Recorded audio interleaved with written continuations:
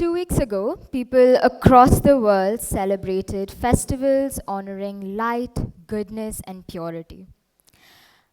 They lit lamps, they offered prayers, and celebrated the ideals of wisdom, goodness, and strength. But there's a small irony here. We glorify the feminine divine in songs and stories, but step outside the walls of celebration, the picture changes dramatically. The same hands that fold in reverence too often fail to protect, and the same voices that sing praises choose to stay silent, and the same systems that preach respect look away. Domestic violence is so common and normalized that it's brushed off as customs, something not to be spoken out about. Centuries ago, Indian women were leaders, they were thinkers, and they were writers. But slowly, the patriarchy tightened its grip. It began to classify women not as people, but as property.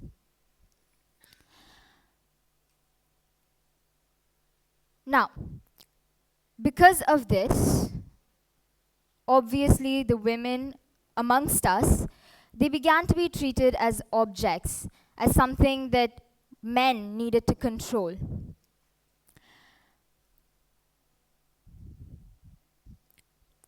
Now, crimes against women have been ever increasing since then. They've been constantly ignored. Right? And each of these laws and each of these adjustments, they were like the flap of a butterfly's wings. Small at the time, but growing into today's storm, where according to UN Women and NYU, 63 million females are missing, 5 women face cruelty at home, 4 molestation cases are reported every hour, and 1/4 of all rape victims are children.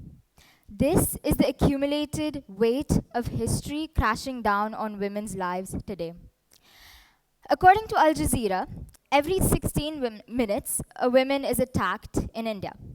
That means by the time that I finish this talk, another woman will have endured unimaginable pain. Domestic violence is so common that 1 in 3 women face it in some form, whether emotional or physical. Now remember, these are not just numbers. Numbers numb us. Behind every statistic is a human being. Let's take 2 of the most well-known cases of violence against women. Nirbhaya was a young student who boarded a bus in Delhi in 2012. She never returned home. Violence against her shook the entire nation, and people took to the streets to protest. And for a fraction of a second, it felt as though the world had woken up. Now, fast forward to June 2024, where a 31-year-old doctor was attacked in the same building that she worked to save lives in. A chilling reminder that despite the years that go by, very little changes. From then to now, the question remains the same. Have we truly woken up, or are we still looking away?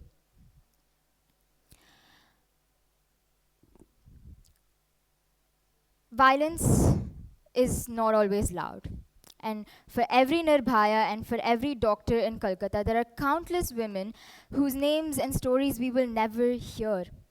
The girl in a village whose screams are muffled by the walls. The young bride told by her own family to adjust when her husband hits her. And the working mother forced to hide her bruises beneath her sleeves. Sometimes violence is a door shut in silence, and a child growing up thinking that that is normal. Here's the real hypocrisy. We glorify the feminine divine. We write stories and songs about them. We build monuments for their strengths, and we glorify their sacrifice. But the same women in our homes, in our streets, and in our workplaces are being treated less than, as beings to be controlled. Now, this isn't about religion, culture, or faith. The problem arises when reverence becomes selective. So, what is the way forward? How do we begin to untangle this centuries old contradiction? The answer doesn't lie in more laws or more punishments. We have the laws and we have the courts. The real battlefield is much closer. It's inside our homes, in our schools, and in our parenting. If we want to raise, if we want change, it has to start with how we raise a generation. Boys need to learn that respect isn't something you read about, it's something that you see. It's in how you treat others. It's something that they learn by watching their fathers treat their mothers. They need to learn that strength isn't in control, but rather in kindness and equality. And girls need to know that putting up with pain isn't love and staying quiet isn't strength.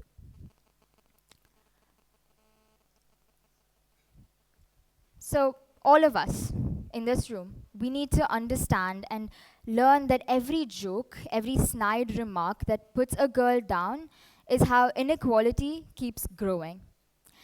And remember, this isn't just a talk, it's the voice of countless women who cannot speak. It's the story of my grandmother and my mother. So I leave you with this.